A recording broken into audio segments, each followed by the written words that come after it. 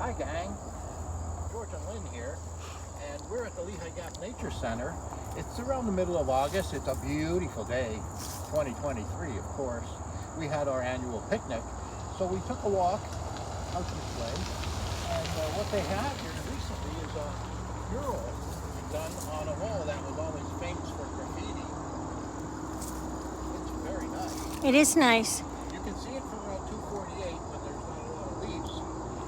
Walking down the trail is really the way to go. Nice. It looks like it's some of the native birds and flowers and plants to the area here.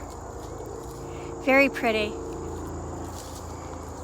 And I've noticed that we're right next to the Lehigh River, and there's some canoers and some people floating down the river today. I don't know if you can see them at all, but